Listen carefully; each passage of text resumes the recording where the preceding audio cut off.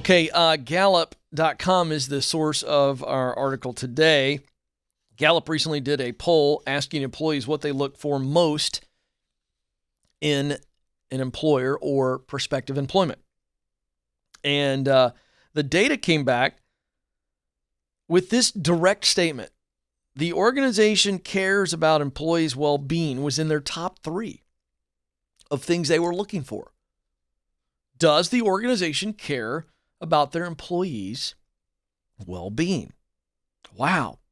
Now, for millennials and Generation Z, which, by the way, just give you context here, millennials are the number 1 demographic now in the workforce. So they're the largest demographic. So for them, this is number 1 for them. And Gen Z, hello, they're in the workforce now and coming on strong. The organization cares about their employees' well-being. Obviously, we have a general idea what well-being is. Things are going well, right? But let's look at what's going on worldwide. We saw in 2020 that employees reporting daily stress climbed to 43%. It was 57% people feeling daily stress in the United States and Canada. It's 57% in the United States and Canada. So we've got what amounts to, because of the now lots of reporting on mental illness, it's not the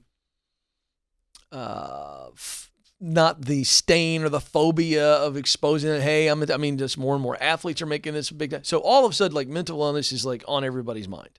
Okay, and you take the reality of what happened, the big squeeze in work hours, work environment, loss of jobs that happened in 2020. A lot of stress around work. All right, so here are the 5 elements of well-being that I want to lay out very briefly that Gallup identified. So as a result of this poll, they dug in, asked lots of questions, and so there are 5 areas of well-being, and it's important to know these. 1 is social. So this is, hey, do I have good relationships? Friends, family, what's my relationship life like? Really, really hard to feel like you are in a place of wellness if you've got fires burning in the area of your relationships. One quick thing I want to point out, when we realize how much time we spend at work, I want you to just think for a moment, how much of your day you spend at work. And then you've got family and any responsibilities that come with that. And then you got your sleep. So somewhere in there, we associate and hang out with friends. So I want you to start thinking about your coworkers. Should I be really good friends with my coworkers? I think, some. I think you should dive in. I think you look for opportunities to develop really meaningful, quality relationships with your coworkers, just simply because you spend a huge amount of time at work. And to be completely detached relationally from the people you work with, I think is a big miss. I'm not saying you have to do it. I'm saying I would try to develop good relationships there. You spend so much time with these people. I don't know why you wouldn't want to develop lasting friendships where you can lean on these folks and they can lean on you. Next is financial. Obviously, we get that, our money. Next is physical. Next is career. So, and these are no particular order. So do you love the work? Are you in your sweet spot? Companies, I'm trying to help as many companies possible with this Get Clear Career Assessment. We're working on a version where it's an engagement tool. Because listen, companies, if you want to focus on your team and your employees' well-being, having them on the right seat of the bus in their sweet spot where they're using their talent to perform their passion, to accomplish their mission, hello, that's a big win. And then finally, community. The social is the friends, but community.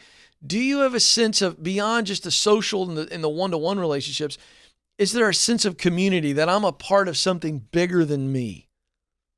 A community of people, whether it be faith, activism, you name it, hobbies. Where are you at in community? And again, I think there's an opportunity for companies to foster this within the company.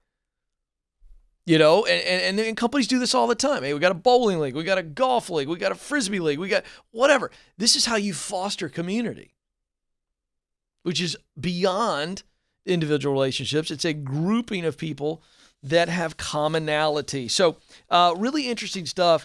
And I think more and more people are looking for this. And I think companies are waking up to this. And hey, here's the thing. You can help usher this in. A friendly suggestion. Or how about you look and start community yourself? It doesn't always have to come from the corporate office. It was like 18 people in the office that all love to go dove hunting, then organize a dove hunt or whatever. It was pretty random. I don't know where that popped in my mind. I was talking to somebody the other day. Oh, I know what it was. I was talking to somebody the other day who had been out dove hunting. Wow, that one just came out of the old ear. But the idea here is that you can foster community yourself, and you should.